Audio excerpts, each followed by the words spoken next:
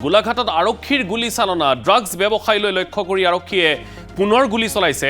drugs বিক্ৰী কৰিবলৈ আহোঁতেই আৰক্ষীয়ে গুলী চালনা কৰিছে গোলাঘাটৰ গোলামপট্টি এলেকাত এই ঘটনা সংঘটিত হৈছে লক্ষাধিক টকাৰ হেৰোইন জব্দ কৰা হৈছে অভিযানকাৰী দলটোৱে এই হেৰোইনখিনি জব্দ কৰিছে এটা ড্ৰাগছ ব্যৱসায়ী পলায়নৰ চেষ্টা কৰোঁতেই গুলী চালনা কৰে আৰক্ষীয়ে আমি এই মুহূৰ্তত জনাইছো আৰু এটা গুৰুত্বপূৰ্ণ খবৰ এই মুহূৰ্তত আকৌ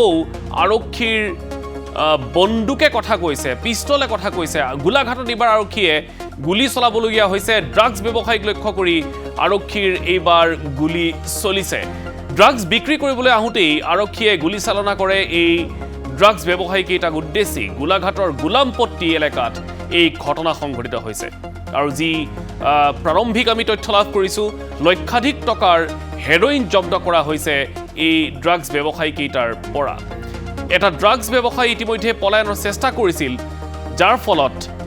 আৰক্ষীয়ে সেই ড্ৰাগছ ব্যৱসায়ীটোক উদ্দেশ্যি গুলী চালনা কৰিবলগীয়া হয় আমি এই মুহূৰ্তত সংযুক্ত হৈছোঁ আমাৰ সাংবাদিক সাৰংগ তামুলীৰ সৈতে সাৰংগ আকৌ এবাৰ আৰক্ষীৰ পিস্তলে কথা কৈছে ড্ৰাগছ ব্যৱসায়ীক লক্ষ্য কৰি আৰক্ষীয়ে গুলী চলাবলগীয়া হৈছে পৰিস্থিতিটো কি আছিল সাৰংগ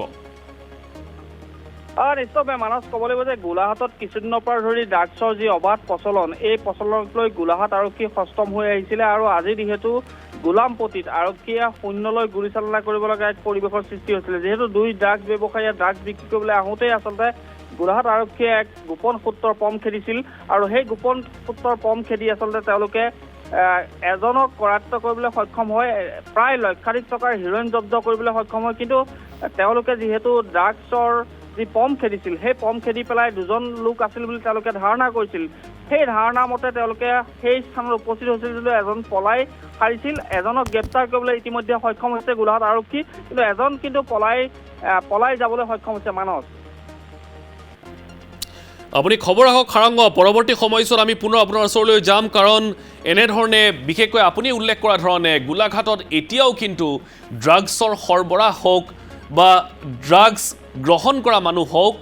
এটাও কমা নাই গতিকে সামগ্ৰিকভাৱে এটা চিন্তনীয় বিষয় গোলাঘাট জিলাখনৰ বাবে আৰু যেতিয়ালৈকে ড্ৰাগছ সেৱন কৰা ড্ৰাগছ গ্ৰহণ কৰা মানুহৰ সংখ্যা নকমিব তেতিয়ালৈকে কিন্তু এই ধৰণৰ ব্যৱসায়ী বা এই ধৰণৰ সৰবৰাহ অব্যাহত থাকিব সাৰংগ আপুনি খবৰ ৰাখিব কিন্তু হয়তো একাংশৰ মন্তব্য আহিছে মন্তব্য শুনাবলৈ বিচাৰিছোঁ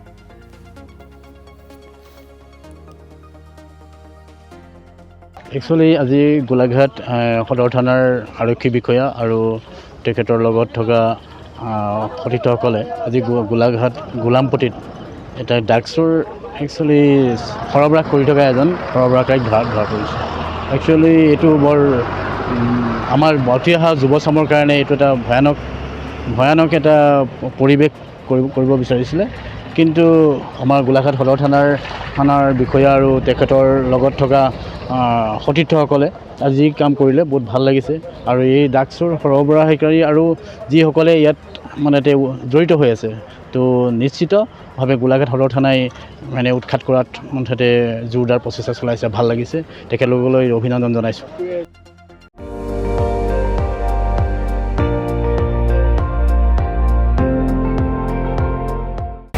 আপুনি চাই আছে ND24 সৰ্বশ্ৰেষ্ঠ নহয় সৰ্বোত্তমৰ দৌৰ